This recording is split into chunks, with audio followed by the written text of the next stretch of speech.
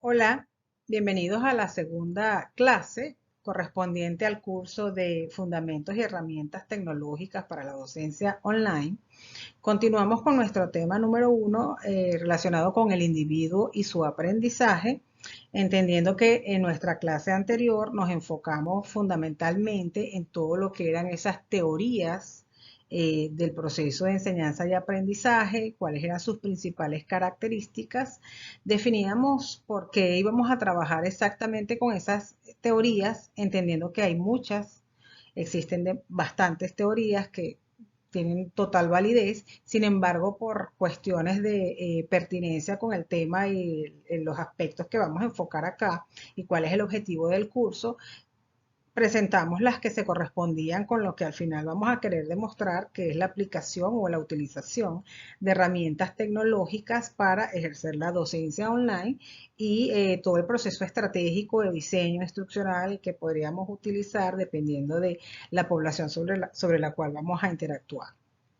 En todo caso, en esta segunda parte, este segundo video, vamos a trabajar con lo que tiene que ver con el individuo internamente. Vamos a ver dos enfoques fundamentales de los elementos que están implícitos en ese proceso de enseñanza y aprendizaje, desde el punto de vista de elementos externos, así como de los elementos internos propios de quien está adquiriendo el conocimiento, en este caso el estudiante. Recordemos siempre que el foco de atención de este curso es el individuo y su educación como parte de un proceso de enseñanza-aprendizaje que lo involucre para que, como vimos también anteriormente, esta pueda ser lo más efectiva posible. Comenzando entonces, me gusta hacer alusión a alguna frase interesante que nos abra un poco esa visión de lo que vamos a tratar. Y acá presento una de Benjamin Franklin,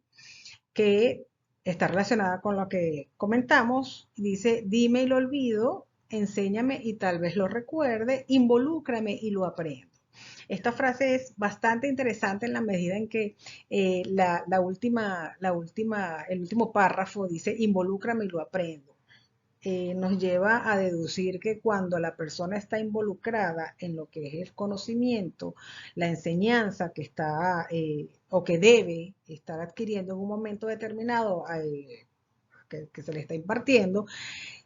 el elemento emocional, el elemento que le marca, que le sella la información, es netamente emocional. Es un elemento que de mucha importancia, de mucha relevancia, en la medida en que cuando algo nos afecta, cuando estamos adquiriendo alguna información y ocurre algún evento que nos afecta emocionalmente, ese evento queda marcado. Tenemos muchísimos ejemplos y muchísimos experimentos que lo demuestran así. Nosotros podemos hacer mención de algunos de esos cuando recordamos eventos históricos que han ocurrido y nosotros enseguida recordamos lo que estábamos haciendo cuando ocurrió el evento, un sismo o algún evento natural o alguna situación que haya impactado nuestras emociones y esa información queda fijada de manera definitiva, ¿no?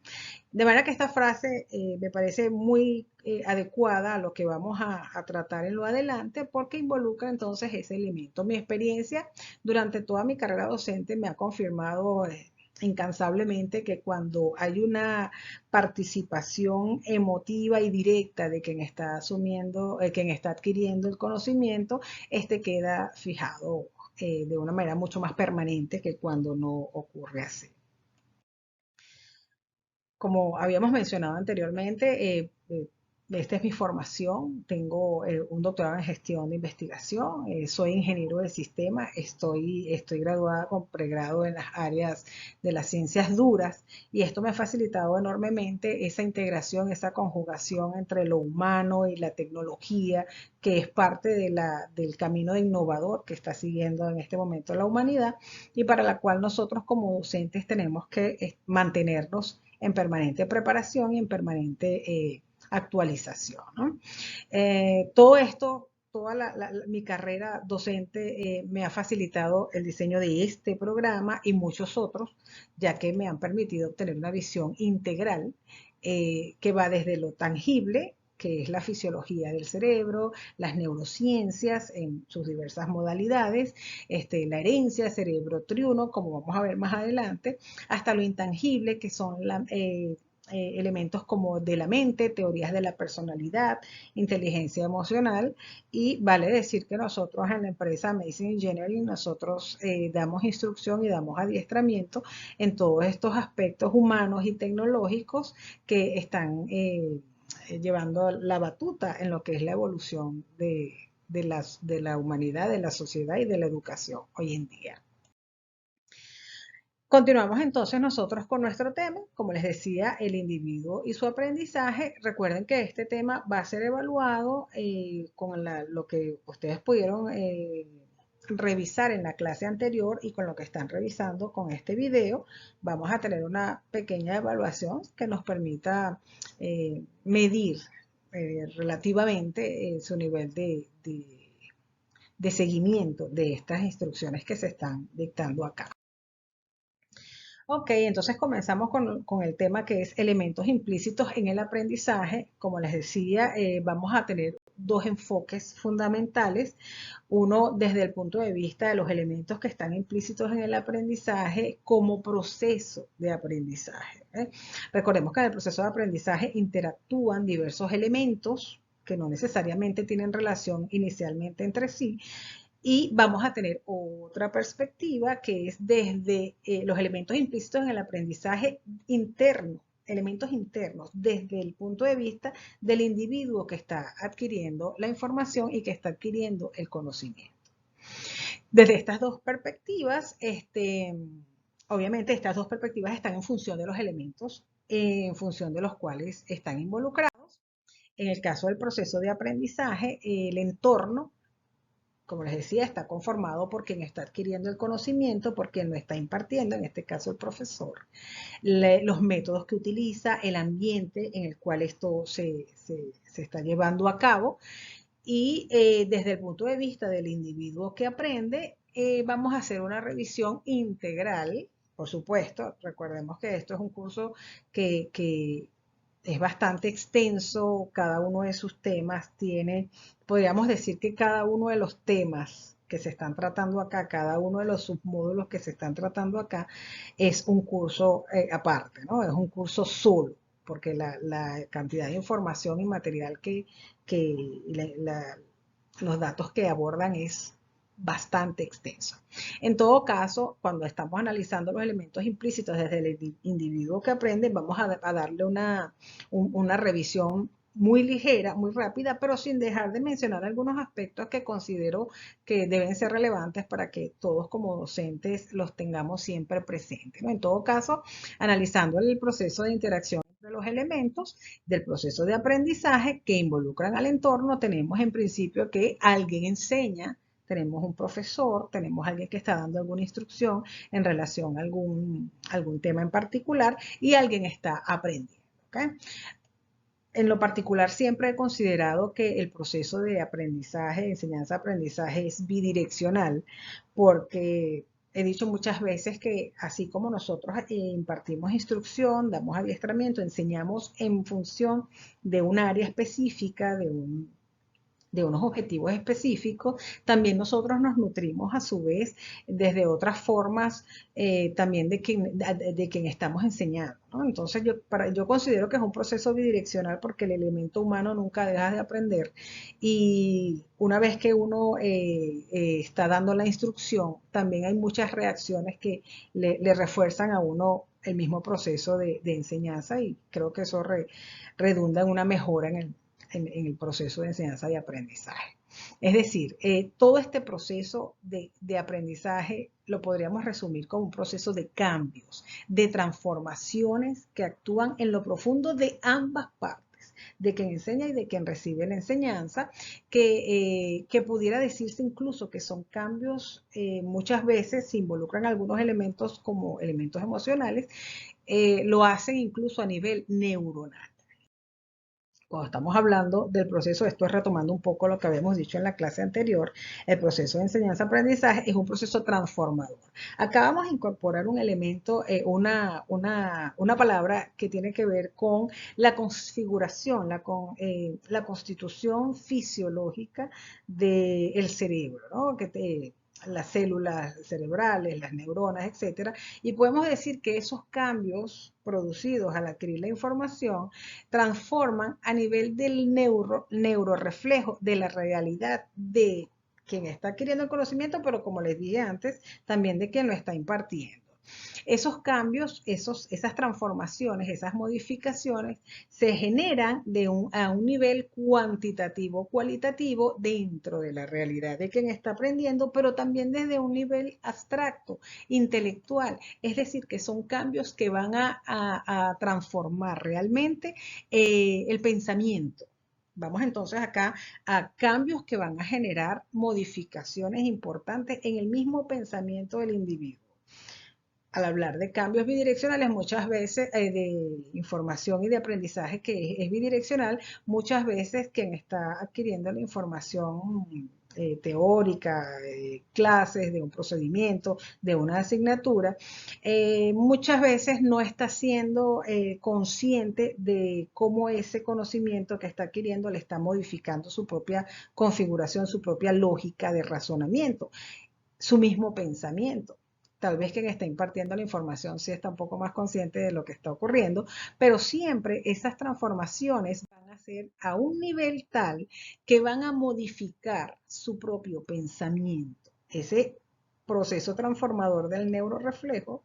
va a afectar, va a cambiar incluso la capacidad lógica del individuo. Es decir, es un cambio interno. Podemos decir que es un cambio físico. Obviamente, aquí estamos asumiendo una posición desde el punto de vista del pensamiento, desde una perspectiva constructivista. Recordemos que cuando estábamos hablando de Piaget en la clase anterior, él nos decía que el individuo va formando su propio conocimiento, su propio aprendizaje, incorporando todas las enseñanzas del entorno y haciendo esos cambios adecuados a la realidad que él está viviendo.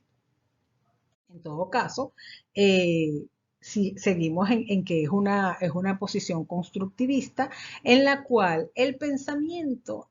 es la base en la que se asienta el aprendizaje. Todo aprendizaje va a modificar el pensamiento. Es decir, como les decía, es una posición constructivista de Jean Piaget y me dice que el entorno va a modificar la realidad, va a modificar la vida, va a modificar el pensamiento, su forma de visualizar, su perspectiva a quien está adquiriendo el conocimiento. Esto es pertinente en la medida de que se corresponde con nuestra idea inicial que involucra al entorno. Cuando hablamos de los elementos implícitos, hablábamos de los elementos implícitos en el proceso y hablábamos de elementos que no tenían en principio inicialmente ninguna relación, involucraba el entorno, involucraba algunos elementos independientes desde el punto de vista del proceso de aprendizaje, como vamos a ver, elementos externos como el profesor, una persona que está impartiendo información, está impartiendo conocimiento, un estudiante que está adquiriendo información, está adquiriendo conocimiento acerca de un contenido y algunas variables que inciden en este proceso de enseñanza-aprendizaje, obviamente desde un modelo cognitivo que involucra cambios y que va a efectuar cambios en la persona que adquiere el conocimiento y en la persona que lo está impartiendo. Obviamente tenemos otros elementos también de orden externo o independientes que no tienen que ver con el modelo cognitivo, sino con un modelo comportamental. Recordemos acá uno de los precursores de este tipo de modelos era Pavlov con su experimento, un modelo conductista, pero acá, al igual que son elementos externos, tenemos que el elemento externo es el estímulo que genera una respuesta. Entre ambos hay una caja negra allí en proceso de análisis. En todo caso, no solamente entonces es el concepto del proceso de enseñanza-aprendizaje como elementos externos, que es lo que acabamos de ver, estudiante, profesor, ambiente y herramientas, sino que vamos entonces a lo que nos ocupa en primera instancia, que es el individuo, los elementos internos del individuo que está adquiriendo el conocimiento. Dentro de esos elementos que forman parte del individuo que está adquiriendo el conocimiento, que está aprendiendo, entonces tenemos dos grupos principales que podríamos clasificar como tangibles e intangibles. ¿Okay? Podríamos decir que lo intangible es propio a las variables del individuo y toda su historia, todo el background que conforman todas esas experiencias que lo han llevado a ser lo que en ese momento determinado es, y que también vamos a revisar, por supuesto. Como les digo, en este curso no da tiempo de abarcar tantos temas, el tiempo es muy corto en verdad, pero sí es interesante al menos mencionarlos y más adelante, bueno, posiblemente si tenemos la oportunidad de desarrollar otro tipo de cursos con mucha profundidad de cada uno de estos ítems, sería súper interesante porque nuestra responsabilidad como docentes es eterna, ¿no? Es influyente incluso hasta mientras que sea la existencia de quien le estamos impartiendo el conocimiento, va a estar allí esa presencia nuestra ejerciendo la docencia, ¿no? Y dando la información. Ok, en todo caso tenemos entonces los elementos intangibles y tenemos los elementos tangibles, dentro de los que podríamos mencionar la neurociencia como una de las ramas que se ocupan de atender esas variables tangibles del individuo que está adquiriendo el conocimiento. En todo caso, cuando estamos hablando del individuo que está adquiriendo el conocimiento, estamos hablando de que hay multiplicidad de variables involucradas. Obviamente, cuando estamos hablando de las variables que están involucradas en un individuo, estamos hablando de una cantidad, podríamos decir que infinita, de elementos que debemos considerar, ¿no? Desde el punto de vista de lo intangible, tenemos los pensamientos que forman parte, obviamente, de lo que la persona ha construido a través de su historia, como decíamos, su historia, su cultura, sus propias emociones, y aquí tenemos que mencionar que cuando la persona tiene una configuración genética determinada, esa configuración genética también le genera una cantidad de secreción de sustancias en su organismo que influyen directamente en lo que es sus reacciones emocionales, ¿no? Aprovecho también para hacer el comentario de que nosotros tenemos un taller de inteligencia emocional en el cual se abarca todos los aspectos asociados a lo que es la configuración fisiológica del cerebro, aunado a todo lo que son las edades, los grupos etarios de las personas y sus reacciones posibles asociadas al consumo de material publicitario, televisivo, etcétera, etcétera. En todo caso, es un mundo obviamente muy fascinante que no deja de ser de muchísimo interés y de muchísima relevancia para nosotros como docentes, puesto que trabajamos no solamente con estudiantes, sino con personas que tienen su propia realidad y su propia circunstancia de vida. No podemos olvidar eso, puesto que perderíamos gran parte de lo que es nuestra misión de enseñanza, ¿no? Por su parte, como les decía, subconsciente, los conocimientos, la parte relacionada con la vibración. Cuando hablamos acá del elemento vibracional, estamos hablando desde un punto de vista de configuración de la materia, que aunque es tangible, está asociada a las ondas emitidas electromagnéticamente a través de la sinapsis y las señales eléctricas producidas por el procedimiento que sigue cada una de las células del cerebro al interactuar entre sí, a su vez generando una corriente electromagnética que entra en interacción con todo el grupo de células del cuerpo humano. En todo caso, como les decía, son temas muy amplios, muy complejos, pero forman parte entonces de lo que es el aspecto intangible Esta lámina se llama La ciencia del cerebro humano porque la tomé prestada de una como les decía, de uno de los seminarios que nosotros hacemos también. En todo caso, conforman la parte intangible del, lo que es la configuración humana del proceso de enseñanza y aprendizaje que está involucrado dentro de ese proceso de enseñanza y aprendizaje como variables internas y propias del individuo. Por la parte tangible, entonces tenemos ya la neurociencia que tiene que ver con todo lo que es el estudio y el análisis del sistema nervioso y de cada uno de sus aspectos. Hay que decir que el sistema nervioso, hay dos fundamentales, que es el sistema nervioso central, que está conformado por el encéfalo y todo lo que es la médula espinal, y luego tenemos el sistema nervioso periférico, que son todas esas ramificaciones a lo largo del cuerpo humano. ¿Okay? Obviamente hay algunas configuraciones desde el punto de vista de las ciencias duras en las que nosotros hacemos análisis perdón, y similitudes entre lo que son los espectros, perdón, les decía que entre lo que son los espectros radioeléctricos y el ser humano con todo ese bagaje de energía eléctrica y ramificaciones, la similitud entre un sistema nervioso humano y las antenas de transmisión y de recepción de ondas y señales de frecuencia radioeléctrica. En todo caso, el sistema nervioso se nutre de energía, funciona entre otras cosas como un emisor, un receptor de ondas y señales. Por cierto que, bueno, como les decía, abarcamos cursos de neurociencias, ingeniería y desarrollo humano, hasta llegar a la física cuántica. Y en lo que nos aspecta, en lo que nos toca en este momento, el análisis del sistema nervioso asociado a cada uno de sus funciones especializadas. ¿Okay? Acá tenemos otra de las láminas que les comentaba, en las cuales hacemos un análisis de esa energía, como esa capacidad de los cuerpos para producir un trabajo y producir cambios entre ellos mismos o entre otros cuerpos.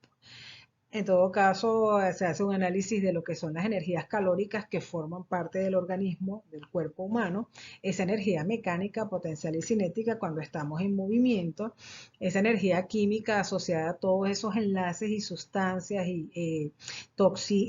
sustancias y transmisores, neurotransmisores que nosotros generamos, la energía nuclear, que tal vez no está tan relacionada directamente con el cuerpo, pero si hablamos del núcleo celular, tal vez podríamos aplicarla también, haciendo similitudes entre la química orgánica y la inorgánica. Y por supuesto, como les comentaba, la energía eléctrica, que es parte del cuerpo humano, y la energía electromagnética, que está asociada a esa producción de energía eléctrica. Así como también se clasifican, así como vemos la energía, también hay tipos de neurociencias. En este curso vamos a tratar lo que son las neurociencias. Sabemos que las neurociencias son amplias y extensas. Acá vamos a hablar solamente, vamos a comentar lo que son las neurociencias, la cognitiva, que tiene que ver, ya vamos a ver los conceptos, y la educativa por la relación tan directa que tiene que ver con el curso que estamos trabajando, ¿no? Entonces, vamos a describir brevemente lo que es o el concepto más utilizado de la neurociencia cognitiva. La neurociencia cognitiva podríamos decir que es una sumatoria de lo que es la neurociencia, como ya vimos que es la que estudia todo lo que tiene que ver con el sistema nervioso y sus estados y sus elementos,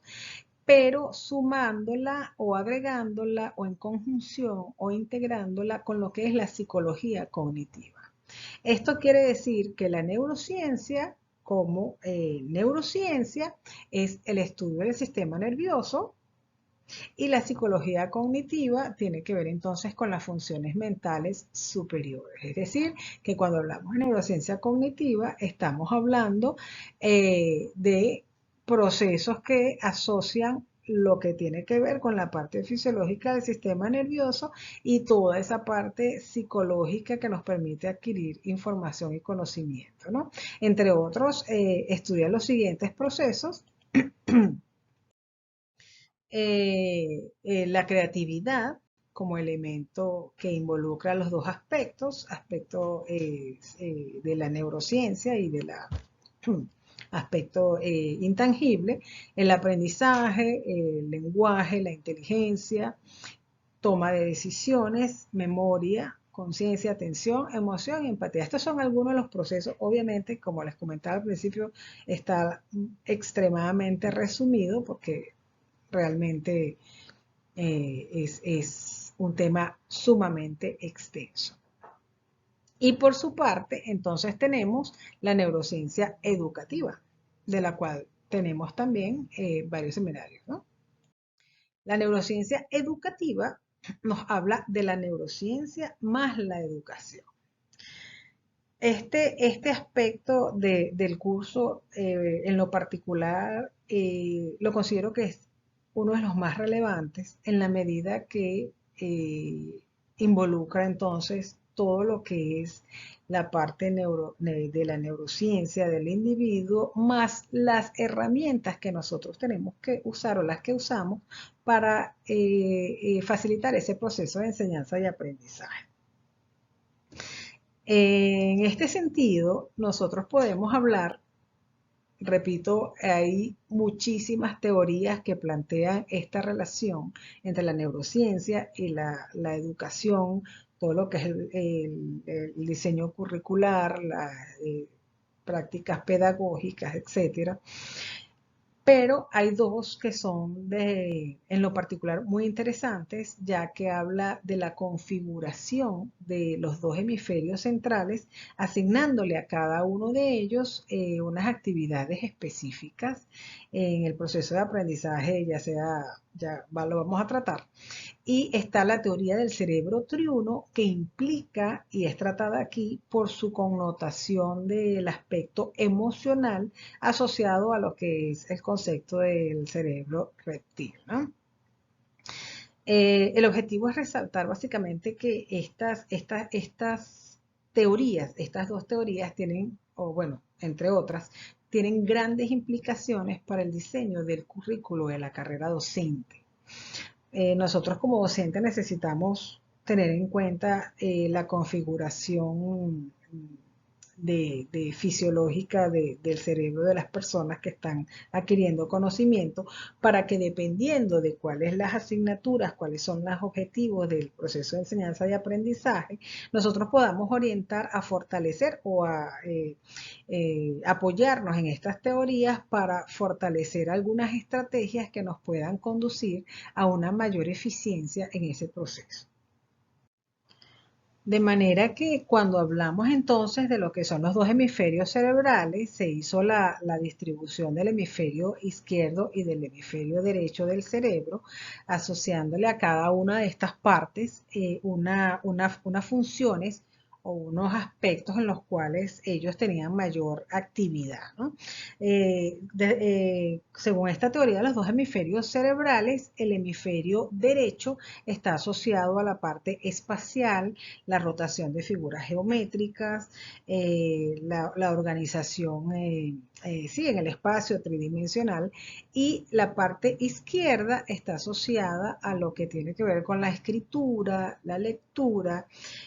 Obviamente a eso le han dado algunas connotaciones que tal vez un poco más la condición masculina y la condición femenina. Obviamente los géneros de las personas también influyen mucho en cuál espacio está más desarrollado. Ahorita hay algunas nuevas teorías que están diciendo, mira, están relacionados entre los dos, pero como les decía desde el principio, nosotros vamos a trabajar estas teorías por su directa relación con lo que nosotros queremos lograr al final, ¿no? Es muy importante que para nosotros esté bien presente y bien establecido para qué sirve cada uno de los hemisferios, puesto que cuando vamos a hacer desarrollos que involucran tecnologías, no podemos perder de vista que hay algunas habilidades que van a estar más presentes o más vigentes para algunas actividades y algunas herramientas tecnológicas a utilizar. Por su parte, tenemos también entonces la teoría del cerebro triuno, que nos indica que existe una distribución de tres cerebros en el mismo cerebro, que hay tres en uno solo. El cerebro racional, o también lo llaman la neocorteza, el límbico y el reptiliano. Esto quiere decir que en la configuración fisiológica del cerebro están estos tres, cada uno asociados a distintos aspectos de necesidades en la persona, en el individuo. ¿Okay? Nos plantea entonces que el cerebro reptiliano está más asociado a lo que tiene que ver, o está encargado, mejor dicho, de lo que tiene que ver con los elementos de instinto, la parte más animal, la parte más irracional, como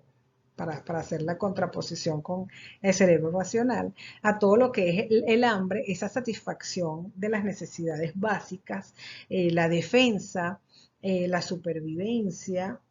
la atención de necesidades fisiológicas, la excreción, la alimentación. ¿Okay? Entonces, ese sería el cerebro reptiliano con la parte del instinto. Luego nos plantea el cerebro triuno, lo que tiene que ver con la parte límbica asociada a lo que podríamos nosotros denominar como las emociones, que también están configurando lo que es la parte cerebral del individuo. Entonces esta parte está encargada de manejar todo lo que es la producción de sustancias asociadas a las emociones, coordinar las emociones. Cuando nosotros hacemos el seminario de inteligencia emocional, trabajamos muchísimo lo que tiene que ver con esta configuración del cerebro triuno, en la medida en que efectivamente en el cerebro límbico se originan una cantidad de sustancias que son procesadas en función del pensamiento y de la generación de elementos que ponen en uno u otro estado emocional al individuo, dependiendo del pensamiento sobre el cual esa persona está enfocándose en un momento determinado. Y por demás decirles, con un comentario acá, que en lo que es la parte emocional, nosotros en el desarrollo del seminario de inteligencia emocional planteamos lo que es el manejo de las emociones a través del pensamiento, en la función de que en la medida en que cada pensamiento genera una reacción química que va a drenar a través del organismo, el cuerpo humano, y eso va a tener un efecto en el comportamiento irascible, alegre o triste de la persona según el pensamiento que esté teniendo. Luego tenemos el cerebro racional, que es entonces el cerebro de la inteligencia, el cerebro más desarrollado, el que nos permite entonces trabajar con la otra teoría, la otra configuración, que es los dos hemisferios cerebrales, en las cuales hay razonamiento, ¿no? Hay lógica, aprendizaje, lectura, números, análisis matemático, ¿okay? Una cantidad de condiciones que le permiten. Ambas teorías tienen implicaciones educativas directas. ¿Cuáles son esas implicaciones educativas directas que nosotros vamos a manejar? Muy por encima, por supuesto, pero que tenemos que ver. Bueno, con respecto a la lateralidad y el aprendizaje, hay muchas corrientes que necesariamente, dependiendo de la asignatura que estamos trabajando, dependiendo del tipo de conocimiento que estamos impartiendo, la instrucción que le estamos dando a los estudiantes, vamos a estimular más uno de los dos hemisferios. Y esto va a tener una repercusión utilizando las estrategias adecuadas en la velocidad y la efectividad en que ese proceso de enseñanza y aprendizaje se va a producir. Entendiendo que estas son teorías que obviamente han tenido una amplia amplios procesos de experimentación, grandes grupos de, estadísticamente hablando, de participantes que han demostrado realmente la efectividad o no y de algunos estímulos para alguna de las partes de algunos de los hemisferios derecho del hemisferio izquierdo del individuo, y que entendiendo ese tipo de estímulos, ese tipo de experimentos que han demostrado la eficiencia de esos estímulos, nosotros podemos tener esas herramientas a la mano para guiarnos y fundamentar muchas de las estrategias que tal vez tengamos que desarrollar haciendo uso de las tecnologías. Recordemos que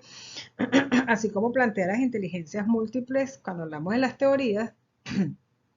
hablamos de que hay personas que son más visuales, hay unas inteligencias que tienen que ver más con el concepto, con la parte auditiva, pero si nosotros estimulamos una de las partes del cerebro que nosotros queremos estimular con las herramientas adecuadas y enfocándonos hacia esa inteligencia múltiple, hablando por ejemplo de la inteligencia auditiva o de la inteligencia visual, conjugamos esos dos aspectos, el nivel de eficiencia del proceso de enseñanza y aprendizaje es confirmadamente y demostradamente muy superior. Por otro lado, entonces tenemos el cerebro triuno y la educación, entendiendo que nosotros debemos tratar con esa parte instintiva, esa parte básica, fundamental de cada individuo, que no deja de tener un componente emocional en el cual hay muchas variables externas influyendo directamente. Nosotros estamos dictando clases, pero tenemos individuos allí con circunstancias emocionales que desconocemos realmente, son circunstancias personales y que siempre, aunque no lo queramos, van a estar afectando ese proceso de aprendizaje. Un ejemplo que es muy común es cuando tenemos a un estudiante, ya sea de pregrado o de posgrado, en algunas condiciones particulares en su vida, recién en una boda o acaba de tener un hijo o alguna circunstancia que le ha marcado, obviamente el desempeño académico de esa persona, indistintamente de que si es el área que más le gusta desarrollar, de si es su fortaleza, siempre se va a ver afectada de alguna manera por ese acontecimiento que le está afectando directamente su parte emocional. Y obviamente cuando hablamos de cerebro triuno, siempre nos enfocamos en esa parte frontal, esa parte de la racionalidad, que es en la que nosotros nos vamos a reforzar para impartir el conocimiento. Como les dije al principio, sin dejar de tener presente que existen los otros dos cerebros. Son esas herramientas que no podemos descuidar ni abandonar. De manera que nosotros como docentes tenemos una labor titánica, que es impartir conocimiento, información con toda una cantidad de variables implícitas en ese proceso, que haga efectivo el proceso de enseñanza que estamos impartiendo y que realmente ese aprendizaje quede, ¿no? Obviamente, mientras más variables conocemos, mientras más logramos integrar, desafortunadamente por razones de tiempo no es posible abarcar el concepto holístico, que sería muy importante manejarlo, sobre todo en estas nuevas tendencias y en estas nuevas épocas en las que hay tantos cambios simultáneos y vertiginosos en todos los aspectos desde el punto de vista social, tecnológico, político, climatológico, que están afectando al individuo y que tal vez desde una perspectiva integral, sistémica, nos facilitaría muchísimo más considerar. Obviamente no podemos abarcarlas todas, pero sí considerar las relevantes que nos permitan hacer esa labor docente educativa y de enseñanza mucho más eficiente. Pero bueno, el tiempo no da para tanto, en verdad. Y bueno, es interesante que por lo menos estas variables las tengamos en consideración si antes no las habíamos tenido muy presentes para ser más efectivo y más idóneo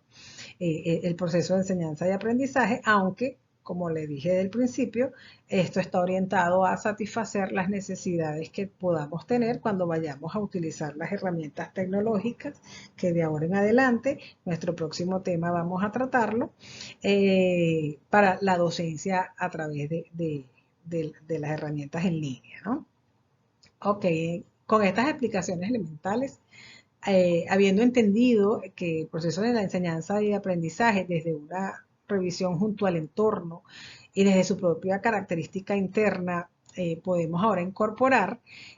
nuevos elementos asociados al uso de la tecnología y la virtualización. Revisamos lo que es el proceso de enseñanza y aprendizaje, cuáles son las principales teorías en las cuales nos estamos respaldando. Vimos lo que es el conductismo como un elemento importante y resaltante,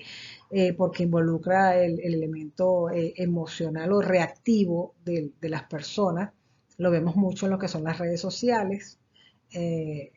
cómo las personas se afectan significativamente interactuando por las redes sociales. Vimos también la teoría del constructivismo, una de mis favoritas, como les decía en la clase anterior, me ayudó muchísimo para la escritura del libro que hice y el nuevo método de evaluación de asignaturas en las cuales la mayéutica es fundamental, como lógica de programación, y las otras teorías que involucran el aprendizaje social, la teoría de las inteligencias múltiples, que creo que es sumamente relevante y que tenemos que considerar hoy más que nunca, pero sumándole obviamente todo ese background que hoy estamos incorporando del individuo con toda su historia, toda su genética, toda su trayectoria, toda su configuración y su entorno individual y toda la configuración y ese entorno dentro del mismo proceso de enseñanza y aprendizaje, que bueno, es un universo súper interesantísimo. En todo caso, habiendo tratado esos elementos fundamentales, habiéndolos mencionado realmente, no es posible llegar a tratarlos en este tiempo, como les digo, tan corto, podemos entonces comenzar a trabajar con lo que son esos elementos asociados a la tecnología y la virtualización. Así que nosotros vamos en la próxima clase, hablar de lo que es la virtualidad o virtualización de la enseñanza, y esos elementos estratégicos que vamos a comenzar a manejar, ya dejando de lado al individuo y al proceso de enseñanza de aprendizaje como tal, sino que incorporando elementos virtuales a ese concepto que ya manejamos. Bueno, esto ha sido todo por ahora.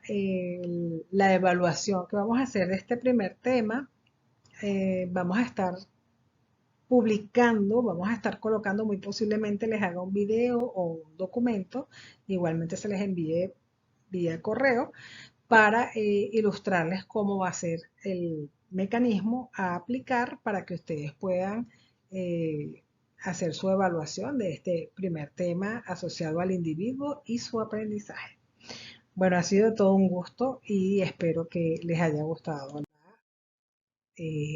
la clase de hoy.